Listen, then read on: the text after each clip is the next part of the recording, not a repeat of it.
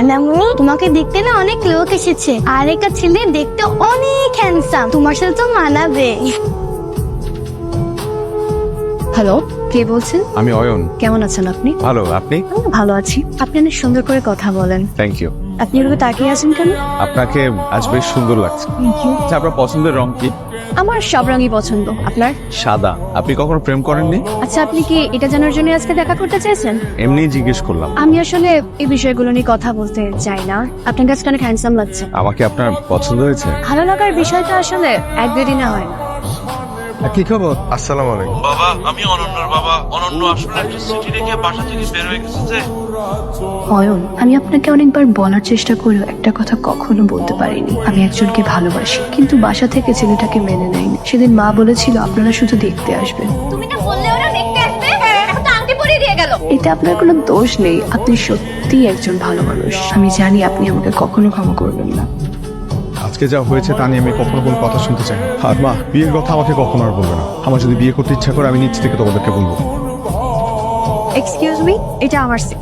Hello আফিক, তুমি phone দাও না কেন? খেয়াল করি নাকি? আমি বাসা থেকে বের হয়ে গেছি। তোমাকে না আমি না করছি? তুমি এখন কোথায়? আমি এখন বাসে উঠলাম, চিটাগা আসতেছি। কি পাগল হয়ে গেছো যে? তুমি বাস থেকে নেমে আমাকে ফোন দাও।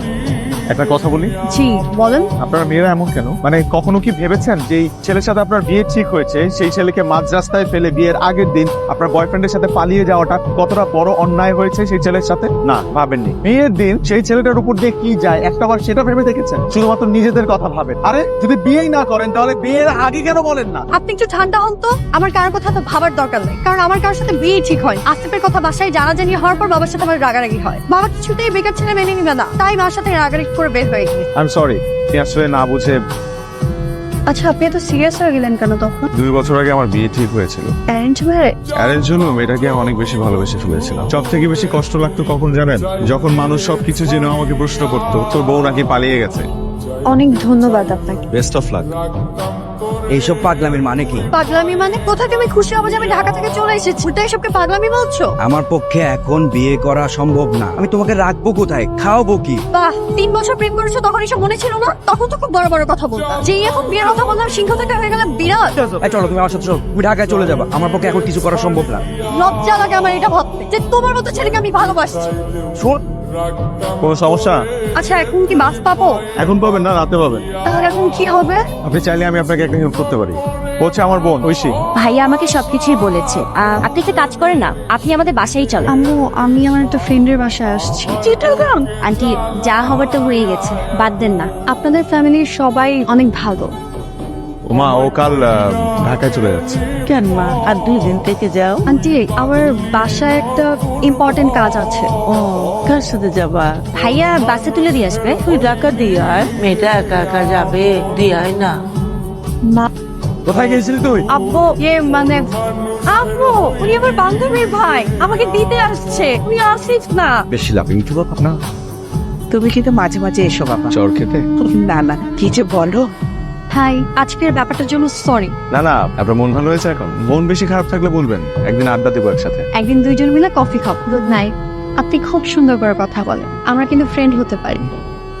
আজকে আমাদের বন্ধুত্বেরও 1 মাস পূর্ণ হলো। আজকে আমি অনেক হ্যাপি। থ্যাংক ইউ বন্ধু, এত সুন্দর একটা জায়গায় আমাকে নিয়ে আসার জন্য। তাঁবুতে তো আগে কখনো থাকা হয়নি না? জানো, আমার না খুব ইচ্ছে বিয়ের পর বউকে নিয়ে একটা তাঁবুতে থাকবো, সারা রাত গল্প করে কাটিয়ে যেত। তুমি কিন্তু রোমান্টিক আছো। আমি রোমান্টিক? এই কারণে তো কোনো গার্লফ্রেন্ড নেই। হবে হবে, যে তোমাকে ভালোবাসবে পাগলের মতো ভালোবাসবে।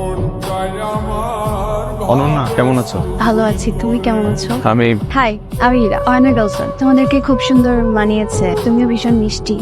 থ্যাংক ইউ, তোমরা ভালো থেকো। তুমি আমার গার্লফ্রেন্ড। তোমাকে দেখে মনে হলো তুমি ওর সামনে অনেক ডাউন ফিল করছি, তাই তোমাকে একটু সঙ্গ দিলাম। তুমিও একা না, তুমিও হ্যাপি, আর ফ্রেন্ডের জন্য তো এতটুকু করতেই পারি। Thank you. গত 5 মাসে তুমি আমার অনেক শখ পূরণ করেছো। তো হাসিটা খুব সুন্দর। তুমি জানো, এই পৃথিবীতে কোটি কোটি মানুষের মাঝে কেউ একজন আছে যে সব সময় তোমাকে নিয়ে ভাবে, যে তোমার হাসিতে হাসি, আবার তুমি দুঃখ পেলে সে কাঁদে। তার চোখের দিকে তাকালে তুমি তোমার পৃথিবী দেখতে পাবে, তোমার জীবনে না করা সকল পাগলামিগুলো করতে পারবে। কে সে? হয়তো সে তোমার লাইফে আছে, তোমার আশপাশে আছে, কিন্তু তুমি দেখতে পাচ্ছ না। কিভাবে বুঝবো কে সে? যখন সে তোমার পাশে থাকবে নিজেকে সবচাইতে হ্যাপি মানুষ মনে হবে, আবার সে যখন চলে যাবে তখন অনেক মানুষের ভিড়ে নিজেকে একা মনে হবে। তুমি কিন্তু আমাকে ভাবনায় ফেলে দিলে। তাহলে চলো খুঁজে বের করি। অয়ন শুনুন না, একটা প্রবলেম হয়েছে। কি হলো আবার? একটু আগে আসিফ আমাকে কল করেছিল, অনেক কান্নাকাটি করছে, কালকে দেখা করতে চায়। করো, দেখো কি বলে। আচ্ছা, আমরা কিন্তু সেম জিনিসটাই করবো। ঠিক আছে। আমার অনেক বড় ভুল হয়ে গেছে, প্লিজ আমাকে ক্ষমা করে দাও। হাই, আসিফ ও হচ্ছে অয়ন, উই আর ফ্রেন্ড। আপনাদেরকে দূর থেকে দেখলাম কথা বলছেন, তাই ভাবলাম এসে একটা হাই দিয়ে যাই। ঠিক আছে, কথা বলেন। ইট ওয়াজ নাইস মিটিং ইউ। কি হয়েছে অয়ন? ওখানে তুমি আর আমি ফ্রেন্ড বললা কেন? তো আমরা তো ফ্রেন্ডই। তখন তোমাকে দেখে মনে হচ্ছিল ওকে দেখে তোমার মধ্যে কিছু একটা চেঞ্জ আসছে। আমি জানি তুমি এটা কেন বলেছো। ঠিক আছে, আমি রাখি। তুই কি আবার একই ভুল করবে? কিছু কিছু ভালোবাসা শুরু হবার আগেই শেষ হয়ে যায়। এই অসমাপ্ত ভালোবাসা নিয়ে একটা কবিতা লিখেছি, শুনবি? এভাবে বসে আছো কেন? এভাবেই ঠিক আছে। বলো কি যেন বলবে। আমি না বুঝতে পারছি না আমি কি করবো। আমার মনে হয় তোমার সবকিছু ভুলে ওর কাছে ফিরে যাওয়া উচিত। আর আমার এটাও মনে হয় যে আজকের পর থেকে আমাদের কথা বলা বন্ধ করে দেওয়া উচিত। এভাবে কেন বলছো? তুমি কেন আসছো আমার লাইফে? কেন আসছো আমার লাইফে? তুমি তোমার সাথে আমার দেখাই বা কেন হলো? এই আমার ভাগ্য আমার সাথেই কেন? প্লিজ তুমি একটু শান্ত হও, একটু। 2 দিন দেখো, আজকের পর থেকে তুমি আমাকে কোনো ফোন দিও না, আমার সামনে এসো না, আমার সাথে কথা বলো না প্লিজ। আরে আমি কি হয়েছে? এরা তুমি কান্না করতেছো কেন?